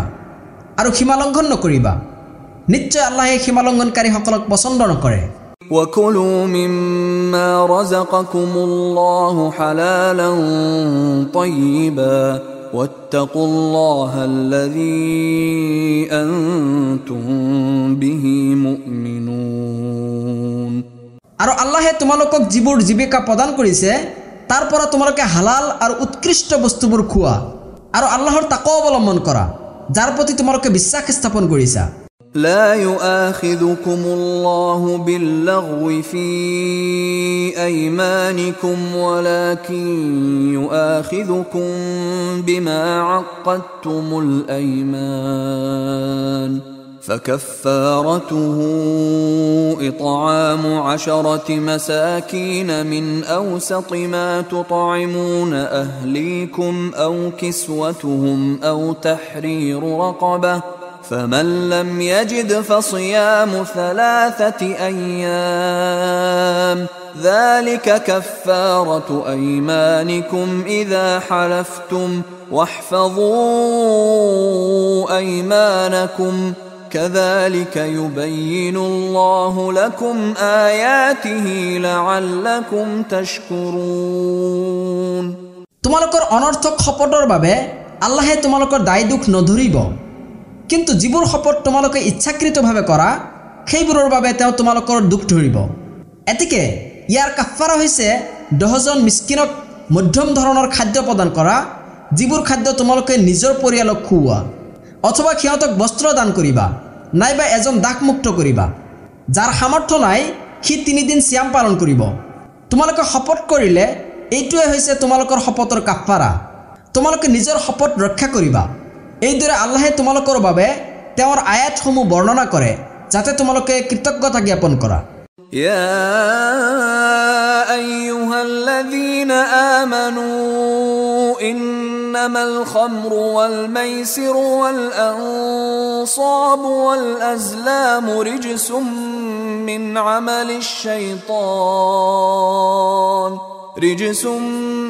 عمل الشيطان فاجتنبوه لعلكم تفلحون হে মুমিনসকল মদ জুৱা মূৰ্তি পূজাৰ বেদী আৰু ভাগ্য নিৰ্ণয় কৰা তীৰ এইবোৰ হৈছে কেৱল ঘৃণাৰ বস্তু তথা শয়তানৰ কাম সেয়ে তোমালোকে এইবোৰ বস্তুক বৰ্জন কৰা যাতে তোমালোকে সফল হ'ব পাৰা إنما يريد الشيطان أن يوقع بينكم العداوة والبغضاء في الخمر والميسر ويصدكم عن ذكر الله وعن الصلاة فهل أنتم منتهون শয়তানে তোমালোকৰ মাজত মদ আৰু জুৱাৰ দ্বাৰা শত্ৰুতা আৰু বিদ্বেষ সঞ্চাৰ কৰিব বিচাৰে আৰু তোমালোকক আল্লাহৰ স্মৰণত লগতে সালাতত বাধা প্ৰদান কৰিব বিচাৰে তথাপিও তোমালোকে বিৰত নাথাকিবানে وأطيعوا الله وأطيعوا الرسول واحذروا فإن توليتم فاعلموا أنما على رسولنا البلاغ المبين আৰু তোমালোকে আল্লাহৰ আনুগত্য কৰা আৰু ৰাসূলৰ আনুগত্য কৰা লগতে সাৱধানতা অৱলম্বন কৰা তথাপিও যদি তোমালোকে বিমুখ হোৱা তেন্তে জানি থোৱা যে আমাৰ ৰাসূলৰ দায়িত্ব হৈছে কেৱল সুস্পষ্টভাৱে প্ৰচাৰ কৰা ليس على الذين آمنوا وعملوا الصالحات جناح فيما طعموا إذا ما اتقوا وآمنوا وعملوا الصالحات ثم اتقوا وأحسنوا والله يحب المحسنين যিসকলে ঈমান আনিছে আৰু সৎকৰ্ম কৰিছে তেওঁলোকে ইয়াৰ আগতে যিবোৰ পানাহাৰ কৰিছে তাৰ বাবে তেওঁলোকৰ কোনো গুনাহ নহব যদি তেওঁলোকে তাকৱা অৱলম্বন কৰে ঈমান পোষণ কৰে আৰু সৎকৰ্ম কৰে তাৰ পিছত তেওঁলোকে তাকৱা অৱলম্বন কৰে আৰু ঈমান পোষণ কৰে তাৰ পিছত তেওঁলোকে তাকৱা অৱলম্বন কৰে আৰু ইহসান কৰে তেন্তে জানি থোৱা আল্লাহে মুহসিনসকলক পছন্দ কৰে يا أيها الذين آمنوا ليبلونكم الله بشيء من الصيد تناله أيديكم ورماحكم ليعلم الله من يخافه بالغيب فمن اعتدى بعد ذلك فله عذاب أليم হে ইমানদাৰ সকল আল্লাহে তোমালোকক নিশ্চয় পৰীক্ষা কৰিব চিকাৰৰ এনেকুৱা বস্তুৰ দ্বাৰা যিবোৰ তোমালোকৰ হাতৰ আৰু বল্লমৰ আওতাত থাকে যাতে আল্লাহে প্ৰকাশ কৰি দিয়ে যে কোনে তেওঁক নেদেখাকৈ ভয় পায় গতিকে ইয়াৰ পিছতো কোনোবাই সীমালংঘন কৰিলে তাৰ বাবে কষ্টদায়ক শাস্তি আছে يا أيها الذين آمنوا لا تقتلوا الصيد وأنتم حرم ومن قتله منكم متعمدا فجزاء مثل ما قتل من النعم يحكم به ذوى عدل منكم هديا بالغ الكعبة أو كفارة طعام مساكين أو عدل ذلك صياما ليذوق وبال أمره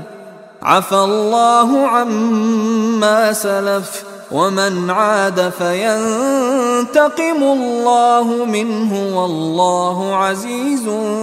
ذو انتقام হে ইমানদাৰ সকল তোমালোকে ইহৰামত থকা অৱস্থাত জন্তু হত্যা নকৰিবা অৰ্থাৎ চিকাৰ নকৰিবা আৰু যদি তোমালোকৰ মাজত কোনোবাই হেয়া ইচ্ছাকৃতভাৱে হত্যা কৰে তেন্তে সি যেটো হত্যা কৰিছে তাৰ বিনিময় হৈছে অনুৰূপ গৃহপালিত জন্তু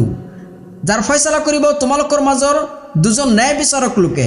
ইয়াক কুৰবানীৰ জন্তু হিচাপে কাবা গৃহলৈ পৌঁছাব লাগিব নাইবা ইয়াৰ কাফাৰা হ'ব দৰিদ্ৰক খাদ্য দান কৰা অথবা সেই অনুপাতে সিয়াম পালন কৰা যাতে সি নিজৰ কৃতকৰ্মৰ ফল ভোগ কৰিব পাৰে আগতে যি হৈছে আল্লাহে সেয়া ক্ষমা কৰিছে কিন্তু কোনোবাই যদি পুনৰ কৰে তেন্তে আল্লাহে তাৰ পৰা প্ৰতিশোধ গ্ৰহণ কৰিব আৰু আল্লাহ পৰাক্ৰমশালী প্ৰতিশোধ গ্ৰহণকাৰী أحل لكم صيد البحر وطعامه متاعا لكم وللسيارة وحرم عليكم صيد البر ما دمتم حرما واتقوا الله الذي إليه تحشرون তোমালোকৰ বাবে সাগৰৰ পৰা শিকাৰ কৰা আৰু খেয়া ভক্ষণ কৰা হালাল কৰা হৈছে তোমালোকৰ আৰু পৰ্যটকসকলৰ ভোগৰ বাবে তোমালোকে যেতিয়ালৈকে ইহৰামত থাকিবা তেতিয়ালৈকে তোমালোকৰ বাবে স্থলৰ শিকাৰ কৰা হাৰাম আৰু তোমালোকে আল্লাহৰ তাকৱা অৱলম্বন কৰা যাৰ ওচৰত তোমালোকক একত্ৰিত কৰা হ'ব جعل الله الكعبة البيت الحرام قياما للناس والشهر الحرام والهدي والقلائد ذلك لتعلموا أن الله يعلم ما في السماوات وما في الأرض وأن الله بكل شيء عليم আল্লাহে পবিত্ৰ কাবা ঘৰক পবিত্ৰ মাহক হাদি আৰু গলাবদ্ধ জন্তুকো মানুহৰ কল্যাণৰ বাবে নিৰ্ধাৰিত কৰিছে এইটো এই কাৰণে যে যাতে তোমালোকে জানিব পাৰা নিশ্চয় আকাশসমূহত যি আছে আৰু পৃথিৱীত যি আছে আল্লাহে সেয়া জানে আৰু নিশ্চয় আল্লাহ সকলো বস্তু সম্পৰ্কে সম্যক অৱগত اعلموا أن الله شديد العقاب وأن الله غفور رحيم আল্লাহ শাস্তি দানত অতি কঠোৰ আৰু আল্লাহ পৰম ক্ষমাশীল পৰম দয়ালু ما على الرسول إلا البلاغ والله يعلم ما تبدون وما تكتمون ৰাসূলৰ দায়িত্ব হৈছে কেৱল প্ৰচাৰ কৰা আৰু তোমালোকে যি প্ৰকাশ কৰা আৰু যি গোপন কৰা হে আল্লাহে জানে قل لا يستوي الخبيث والطيب ولو أعجبك كثرة الخبيث فاتقوا الله يا أولي الألباب لعلكم تفلحون কোৱা অপবিত্ৰ আৰু পবিত্ৰ কেতিয়াও সমান নহয় যদিও অপবিত্ৰৰ আধিক্যই তোমাক মুগ্ধ কৰে গতিকে হে বুদ্ধসম্পন্ন ব্যক্তিসকল তোমালোকে আল্লাহৰ তাকৱা অৱলম্বন কৰা যাতে তোমালোকে সফল হ'ব পাৰা يا أيها الذين آمنوا لا تسألوا عن أشياء إن تبد لكم تسؤكم وإن تسألوا عنها حين ينزل القرآن تبد لكم عفى الله عنها والله غفور حليم. হে মুমিনসকল, তোমালোকে এনে কোনো বিষয় সম্পৰ্কে প্ৰশ্ন নকৰিবা যিটো তোমালোকৰ ওচৰত প্ৰকাশ কৰা হ'লে তোমালোকে কষ্ট পাবা। কোৰাণ অৱতীৰ্ণ হোৱাৰ সময়ত তোমালোকে যদি এনেকুৱা কোনো প্ৰশ্ন কৰা তেন্তে তোমালোকৰ ওচৰত সেয়া প্ৰকাশ কৰি দিয়া হ'ব। আগতে যি হৈছে আল্লাহে সেইবোৰ ক্ষমা কৰিছে আৰু আল্লাহ ক্ষমাশীল সহনশীল। قد سألها قوم من قبلكم ثم أصبحوا بها كافرين. তোমালোকৰ আগতেও এটা সম্প্ৰদায় এনেকুৱা ধৰণৰ প্ৰশ্ন কৰিছিল, তাৰ পিছত সিহঁতে ইয়াৰ কাৰণে কাফিৰ হৈ গৈছিল। ما جعل الله من بحيرة ولا سائبة ولا وصيلة ولا حام ولكن الذين كفروا يفترون على الله الكذب وأكثرهم لا يعقلون. বাহিৰা, সাইবা, ওয়াসিলা আৰু হাম এইবোৰ বিধান আল্লাহে প্ৰৱৰ্তন কৰা নাই, কিন্তু কাফিৰসকলে এইবোৰ প্ৰণয়ন কৰি আল্লাহৰ প্ৰতি মিথ্যাৰোপ কৰিছে। সিহঁতৰ অধিকাংশই নুবুজে। وَإِذَا قِيلَ لَهُمْ تَعَالَوْا إِلَى مَا أَنزَلَ اللَّهُ وَإِلَى الرَّسُولِ قَالُوا حَسْبُنَا مَا وَجَدْنَا عَلَيْهِ آبَاءَنَا أَوَلَوْ كَانَ آبَاؤُهُمْ لَا يَعْلَمُونَ شَيْئًا وَلَا يَهْتَدُونَ.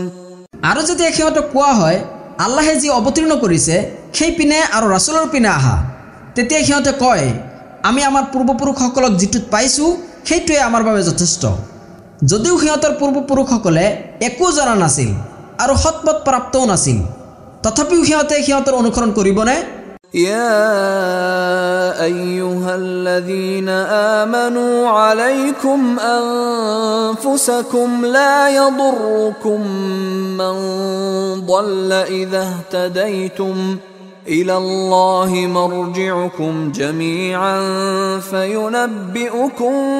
بما كنتم تعملون.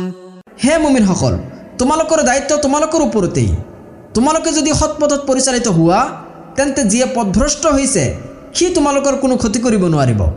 আল্লাহৰ ওচৰতেই তোমালোক সকলোকে প্ৰত্যাৱৰ্তন কৰা হ'ব।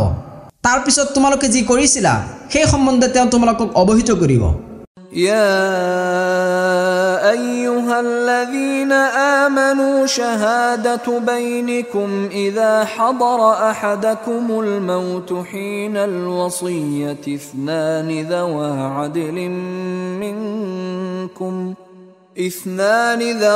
عدل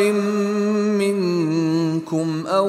آخران من غيركم إن أنتم ضربتم في الأرض فأصابتكم مصيبة الموت تحبسونهما من بعد الصلاة فيقسمان بالله إن ارتبتم لا نشتري به ثمنا ولو كان ذا قربى ولا نكتم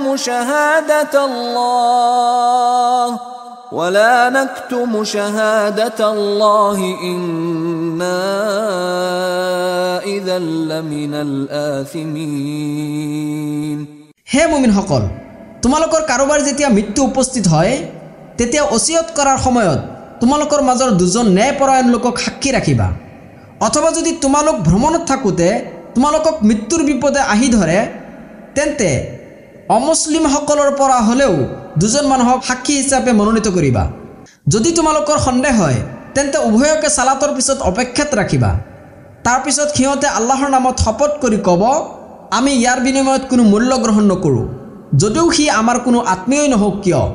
আৰু আমি আল্লাহৰ সাক্ষী গোপন নকৰোঁ। যদি আমি এনেকুৱা কৰোঁ তেন্তে নিশ্চয় আমি পাপিষ্ঠসকলৰ অন্তৰ্ভুক্ত হ'ম। فإن عثر على أنهما استحقا إثما فآخران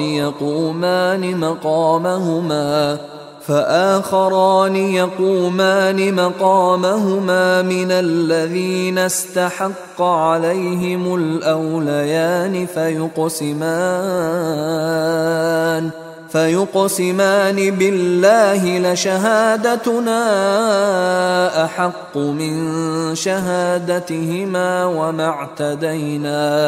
وما اعتدينا إنا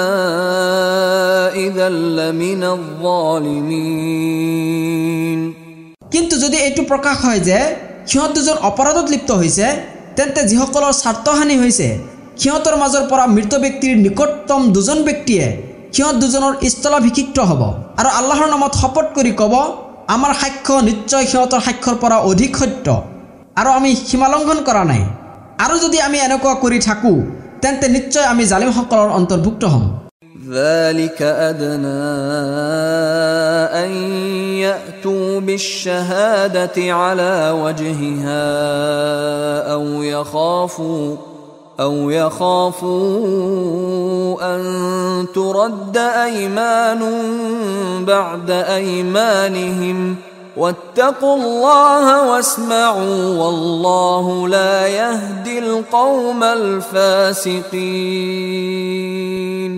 এই পদ্ধতিয়ে হৈছে অতি নিকটতম যে সিহঁতে সাক্ষ্য সঠিকভাৱে উপস্থাপন কৰিব অথবা সিহঁতে ভয় কৰিব যে নিকটাত্মীয়সকলৰ শপতৰ পিছত পূৰ্বোক্ত শপত প্ৰত্যাখ্যান কৰা হ'ব। তোমালোকে আল্লাহৰ তাকৱা অৱলম্বন কৰা আৰু শুনা, আল্লাহে ফাছিক সম্প্ৰদায়ক হিদায়ত নকৰে। يوم يجمع الله الرسل فيقول ماذا أجبتم قالوا لا علم لنا إنك أنت علام الغيوب। স্মৰণ কৰা যিদিনা আল্লাহে ৰাসূলসকলক একত্ৰিত কৰিব আৰু সুধিব উম্মতৰ ফালৰ পৰা তোমালোকক কি উত্তৰ দিয়া হৈছিল। তেওঁলোকে ক'ব এই বিষয়ে আমাৰ কোনো জ্ঞান নাই, নিশ্চয় গায়ব সম্পৰ্কে তুমিয়ে সৰ্বজ্ঞানী। إذ قال الله يا عيسى ابن مريم اذكر نعمتي عليك وعلى والدتك إذ أيدتك بروح القدس تكلم الناس في المهد وكهلا وإذ علمتك الكتاب والحكمة والتوراة والإنجيل وإذ تخلق من الطين كهيئة الطير بإذني فتنفخ فيها فتكون طيرا بإذني وتبرئ الأكمه والأبرص بإذني وإذ تخرج الموتى بإذني وإذ كففت بني إسرائيل عنك إذ جئتهم بالبينات فقال الذين كفروا منهم إن هذا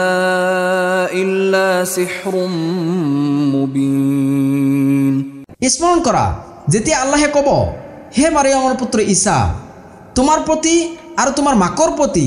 মোৰ নিয়ামত স্মৰণ কৰা যেতিয়া ৰুহুল কুদুছ প্ৰদান কৰি মই তোমাক শক্তিশালী কৰিছিলোঁ আৰু তুমি দুলনাত থকা অৱস্থাত লগতে পৰিণত বয়সতো মানুহৰ লগত কথা ক'ব পাৰিছিলা। তোমাক কিতাপ, হিকমত, তাওৰাত আৰু ইঞ্জিল শিক্ষা দিছিলোঁ। তুমি বোকা মাটিৰে মোৰ অনুমতিক্ৰমে চৰাইৰ দৰে আকৃতি গঠন কৰিছিলা আৰু তাত ফু মাৰিছিলা, ফলত মোৰ অনুমতিক্ৰমে সেইটো চৰাই হৈ গৈছিল। জন্মান্ধ আৰু কুষ্ঠ ৰোগীসকলক তুমি মোৰ অনুমতিক্ৰমে নিৰাময় কৰিব পাৰিছিলা আৰু তুমি মোৰ অনুমতিক্ৰমে মৃত ব্যক্তিক জীৱিত কৰিব পাৰিছিলা। আৰু স্মৰণ কৰা যেতিয়া মই তোমাৰ পৰা বনি ইছৰাইলক বিৰত ৰাখিছিলোঁ, যেতিয়া তুমি সিহঁতৰ ওচৰলৈ স্পষ্ট নিদৰ্শন আনিছিলা,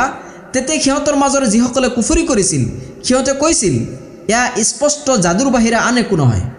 وإذ أوحيت إلى الحواريين أن آمنوا بي وبرسولي قالوا قالوا آمنا واشهد بأننا مسلمون আৰু স্মৰণ কৰা যেতিয়া মই হাৱাৰীসকলৰ মনত ইলহাম কৰিছিলোঁ যে তোমালোকে মোৰ প্ৰতি আৰু মোৰ ৰাসূলৰ প্ৰতি ঈমান পোষণ কৰা সিহঁতে কৈছিল আমি ঈমান আনিলো আৰু তুমি সাক্ষী থাকা যে নিশ্চয় আমি মুছলিম إذ قال الحواريون يا عيسى ابن مريم هل يستطيع ربك أن ينزل علينا مائدة من السماء قال اتقوا الله إن كنتم مؤمنين স্মৰণ কৰা যেতিয়া হাৱাৰীসকলে কৈছিল হে মাৰিয়ামৰ পুত্ৰ ঈসা তোমাৰ প্ৰতিপালকে আমালৈ আকাশৰ পৰা খাদ্যবস্তুৰে ভৰা দস্তৰখান প্ৰেৰণ কৰিবলৈ সক্ষম নে তেওঁ কৈছিল তোমালোকে আল্লাহৰ তাকৱা অৱলম্বন কৰা যদি তোমালোকে মুমিন হোৱা قالوا نريد أن نأكل منها وتطمئن قلوبنا ونعلم أن قد صدقتنا ونكون عليها من الشاهدين সিহঁতে কৈছিল আমি তাৰ পৰা খাব বিচাৰো যাতে আমাৰ হৃদয়ে প্ৰশান্তি লাভ কৰে আৰু যাতে আমি জানিব পাৰো যে তুমি কোৱা কথাবোৰ সত্য আৰু আমি এই বিষয়ে সাক্ষী হ'ব বিচাৰো قال عيسى ابن مريم اللهم ربنا أنزل علينا مائدة من السماء تكون لنا عيدا لأولنا وآخرنا وآية منك وارزقنا وأنت خير الرازقين মাৰিয়ামৰ পুত্ৰ ঈসাই ক'লে হে আল্লাহ তুমি আমাৰ প্ৰতিপালক আমাৰ বাবে আকাশৰ পৰা দস্তৰখান অৱতীৰ্ণ কৰা এইটো আমাৰ আৰু আমাৰ পূৰ্বৱৰ্তী লগতে পৰৱৰ্তী সকলোৰে বাবে হ'ব আনন্দ উৎসৱ স্বৰূপ আৰু এয়া হ'ব তোমাৰ ফালৰ পৰা এটা নিদৰ্শন আমাক জীৱিকা দান কৰা তুমিয়েইতো শ্ৰেষ্ঠ জীৱিকাদাতা قال الله إني منزلها عليكم فمن يكفر بعد منكم فإني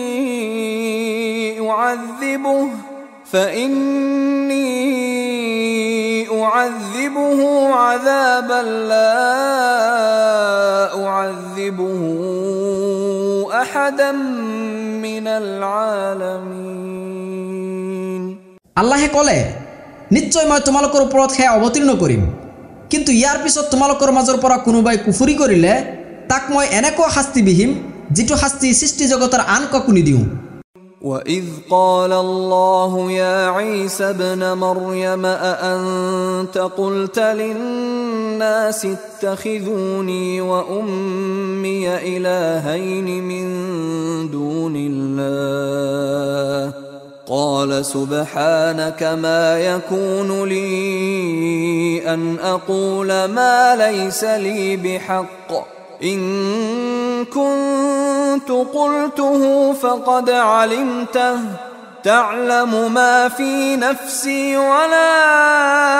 أعلم ما في نفسك إنك أنت علام الغيوب আৰু স্মৰণ কৰা আল্লাহে যেতিয়া ক'ব হে মাৰিয়ামৰ পুত্ৰ ঈসা তুমি মানুহক এই কথা কৈছিলা নেকি যে তোমালোকে আল্লাহৰ বাহিৰে মোক আৰু মোৰ মাকক উপাস্যৰূপে গ্ৰহণ কৰা তেওঁ ক'ব তুমি মহিমান্বিত যিটো কোৱাৰ অধিকাৰ মোৰ নাই সেইটো কোৱা মোৰ পক্ষে কেতিয়াও শোভনীয় নহয় যদি মই এনেকৈ ক'লোহেঁতেন তেন্তে তুমিতো সেয়া জানিলাহেঁতেন মোৰ অন্তৰৰ কথাটো তুমি জানা কিন্তু তোমাৰ অন্তৰৰ কথা মই নাজানো নিশ্চয় তুমি অদৃশ্য সম্পৰ্কে সৰ্বজ্ঞানী ما قلت لهم إلا ما أمرتني به أن اعبدوا الله ربي وربكم وكنت عليهم شهيدا ما دمت فيهم فلما توفيتني كنت أنت الرقيب عليهم وأنت على كل شيء شهيد তুমি মোক যি আদেশ কৰিছিলা তাৰ বাহিৰে মই সিহঁতক একো কোৱা নাছিলোঁ সেইটো আছিল এই যে তোমালোকে আল্লাহৰ ইবাদত কৰা যিজন মোৰ প্ৰতিপালক আৰু তোমালোকৰ প্ৰতিপালক আৰু যিমান দিনলৈকে মই সিহঁতৰ মাজত আছিলোঁ সিমান দিনলৈকে মই সিহঁতৰ কাৰ্যকৰ্মৰ সাক্ষী আছিলোঁ কিন্তু যেতিয়া তুমি মোক উঠাই আনিলা তেতিয়া তুমিয়েতো আছিলা সিহঁতৰ কৃতকৰ্ম তত্ত্বাৱধায়ক আৰু তুমি এই সকলো বস্তুৰ পৰ্যবেক্ষক إن تعذبهم فإنهم عبادك وإن تغفر لهم فإنك أنت العزيز الحكيم যদি তুমি সিহঁতক শাস্তি দিয়া তেন্তে সিহঁতেতো তোমাৰেই বান্দা আৰু যদি সিহঁতক ক্ষমা কৰি দিয়া তেন্তে নিশ্চয় তুমি মহাপৰাক্ৰমশালী প্ৰজ্ঞাময় قال الله هذا يوم ينفع الصادقين صدقهم لهم جنات تجري من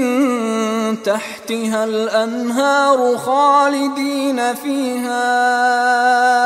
أبدا رضي الله عنهم ورضوا عنه ذلك الفوز العظيم আল্লাহে ক'ব এইটোৱে হৈছে সেই দিন যিদিনা সত্যবাদীসকলৰ সত্যবাদিতাই তেওঁলোকক উপকৃত কৰিব তেওঁলোকৰ বাবে আছে জান্নাত যাৰ তলত নদীসমূহ প্ৰবাহিত থাকিব তেওঁলোকে তাত চিৰস্থায়ী হ'ব আল্লাহ তেওঁলোকৰ প্ৰতি সন্তুষ্ট হ'ব আৰু তেওঁলোকো আল্লাহৰ প্ৰতি সন্তুষ্ট হ'ব এইটোৱে হৈছে মহা সফলতা لله ملك السماوات والأرض وما فيهن وهو على كل شيء قدير আকাশমণ্ডল আৰু পৃথিৱী লগতে এই দুয়োৰে মাজত যি আছে সেই সকলোবোৰৰ ৰাজত্ব আল্লাহৰেই আৰু তেওঁ সকলো বস্তুৰ ওপৰত ক্ষমতাৱান